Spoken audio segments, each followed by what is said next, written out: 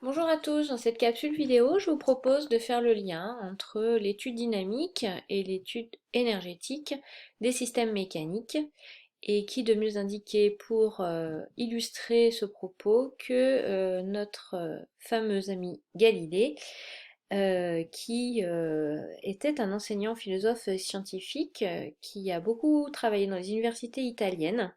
Donc je vous rappelle ces dates, 1564-1642. Il était fils d'un théoricien de la musique, vous verrez que ça a son importance. Entre 1610 et 1638, il effectue une série d'expériences autour de la chute des corps, et notamment autour de la tour de Pise, euh, du haut de laquelle il a lancé bien, des objets tous de taille identique et de forme identique, mais de masses différentes, donc des boulets en marbre, en bois, en terre, en fonte, et il a pu, grâce à un quatuor qui était posté bien, au pied de la tour, il a pu mesurer les durées de chute de ces objets.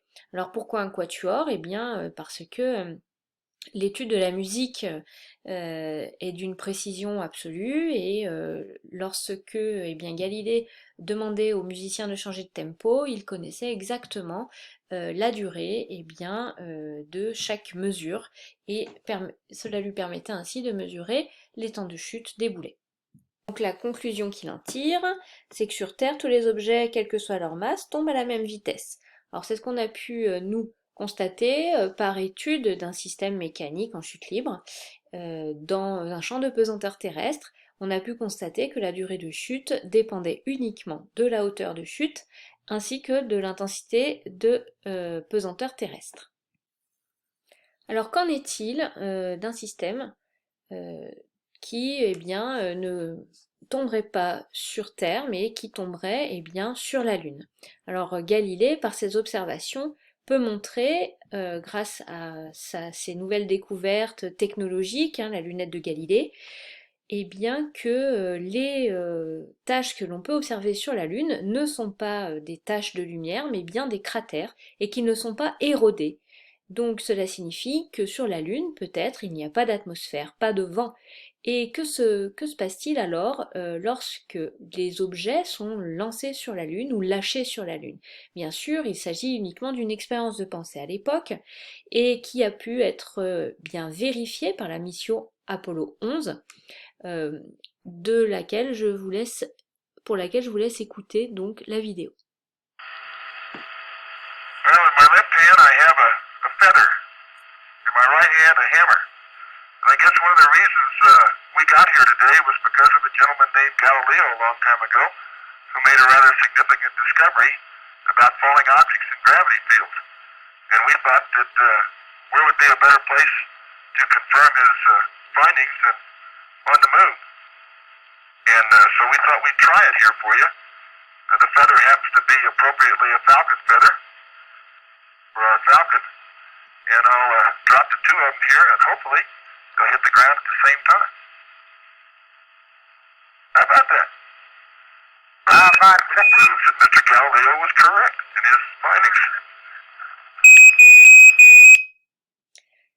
Donc Mr. Galileo was correct. Bien effectivement, Galilée avait pensé que la chute des corps ne dépendait pas de leur masse, mais ce qui nous permettait d'observer bien, une différence de chute entre un marteau et une plume de faucon, ici, bien c'est simplement leur résistance à l'air, qui est absent bien évidemment sur la Lune. Alors Galilée se pose également d'autres questions, et notamment lors de ses offices religieux interminables auxquels il est obligé d'assister, puisqu'il est enseignant dans des universités catholiques. Euh, et cet homme, n'étant pas très dévot, bien, laisse divaguer son esprit et observe un petit peu tout ce qui l'entoure, bien sûr, pendant tous ses offices. Et il remarque notamment que bien, le candélabre qui est situé au plafond et qui permet d'éclairer la pièce, bien, oscille tous les matins, Donc il s'amuse à mesurer la période d'oscillation de ce candélabre et puis il se rend compte eh bien, qu'elle varie de jour en jour. Alors comment est-ce qu'il mesure eh bien, la durée des oscillations? Il se sert de son pouls qui est extrêmement régulier.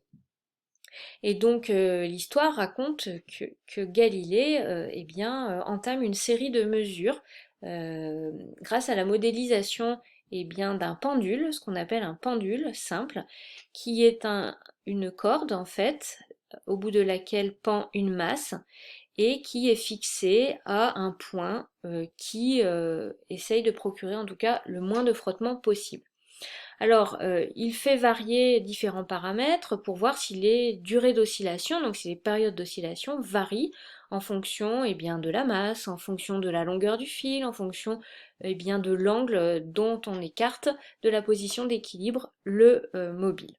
Alors, nous pouvons eh bien, observer que la vidéo que je vous propose ici vous montre deux dispositifs de pendule simples.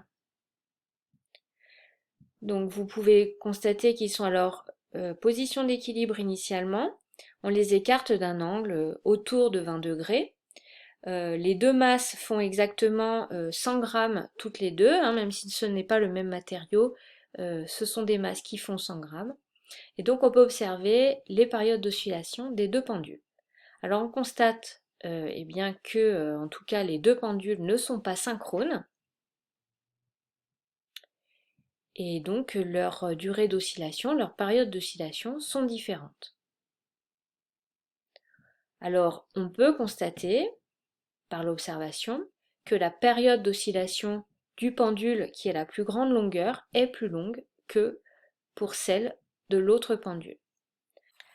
Donc question suivante, est-ce que la masse influe sur la période d'oscillation du pendule? Alors vérifions cela avec deux masses différentes et toujours le même dispositif de pendule. Donc à gauche, nous avons une masse en laiton de 100 grammes et à droite, une masse en acier de 131 grammes.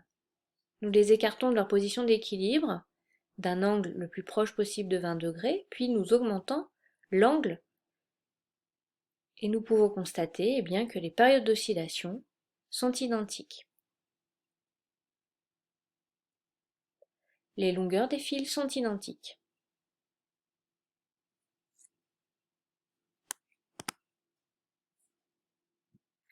On peut démontrer eh bien, par l'établissement des équations du mouvement qui donnent lieu eh bien, à l'expression de la période d'oscillation. Donc vous verrez ça l'année prochaine, puisque vous allez établir des équations différentielles. Vous allez pouvoir résoudre l'équation et déterminer la période d'oscillation de l'oscillateur. Alors vous pourrez constater bien que la période d'oscillation en secondes est égale à 2π racine carrée de L, la longueur du pendule, sur G, l'intensité de pesanteur terrestre. Donc vous voyez bien dans cette expression que le paramètre masse n'est pas du tout eh bien, impliqué. Alors vous aurez compris que ce travail est en lien avec l'activité sur la mesure du temps atomique. Pourquoi? Parce que connaître la durée d'oscillation, donc la période d'oscillation d'un oscillateur mécanique, eh bien, nous permet de donner des étalons fixes de la mesure du temps. Ce qui a une importance cruciale et qui a toujours eu une importance cruciale au cours de l'histoire des sciences. Alors, pour établir eh bien, ces expressions, hein, vous allez étudier différents types d'oscillateurs mécaniques, le dispositif de pendule simple qu'on vient de détailler légèrement, et puis le dispositif du ressort. Alors pour le pendule simple, ce que vous devez savoir cette année, eh bien, c'est que lorsqu'on effectue un bilan des forces, on a deux forces qui s'appliquent sur notre système, le poids mg et ce qui retient la masse qui va osciller, c'est-à-dire la tension du fil. Ce fil, il a toujours la même longueur. Donc nous avons la longueur L ici et nous avons la longueur L ici, eh bien, à la position d'équilibre. Alors, pourquoi est-ce qu'on s'intéresse à la hauteur et à la position donc de notre eh bien, de notre pendule oscillant? Eh bien, parce qu'on va se rendre compte que c'est un dispositif qui nous permet également d'étudier la conservation de l'énergie mécanique. Pourquoi? Eh bien, parce que ce pendule, s'il n'est soumis à aucun frottement ici à la croche, eh bien, ce pendule va nous permettre de montrer que les deux forces ici qui s'appliquent sur notre système sont des forces qui conservent l'énergie mécanique. Alors, l'étude énergétique, vous allez comprendre eh bien, que eh bien, suit logiquement ces questions-là. Alors, je voulais vous montrer simplement ce schéma eh bien, pour vous expliquer comment est-ce qu'on obtient la hauteur du pendule. La hauteur du pendule, c'est Y. Donc si le 0 de Y est à la position d'équilibre, la hauteur ici, comment s'exprime-t-elle? Eh bien, elle s'exprime en faisant longueur du fil moins la longueur fois le cosinus de l'angle avec lequel on écarte eh bien, notre pendule. Donc la hauteur finalement, c'est L moins L cos θ, c'est-à-dire L facteur de 1 moins cos θ. Donc c'est un petit peu de trigonométrie, mais il faut savoir effectuer cette projection. Alors, vous n'étudierez pas cette année le ressort, hein, même si il est dans votre programme. Simplement, sachez que ici nous avons un dispositif type mobile à coussin d'air, donc pas de force de frottement, ici pas de frottement solide, un mouvement qui va avoir lieu uniquement selon un axe, et le poids est eh bien, la réaction du support, plus l'attraction du ressort. Alors c'est ce qu'on appelle une traction ou bien une force de rappel. Et cette force de rappel, elle s'exprime en moins KXI. Elle est proportionnelle à l'élongation initiale de votre ressort. Donc vous apprendrez à faire ces études horizontalement et verticalement, le problème se simplifie puisque nous n'avons plus que deux forces qui s'expriment.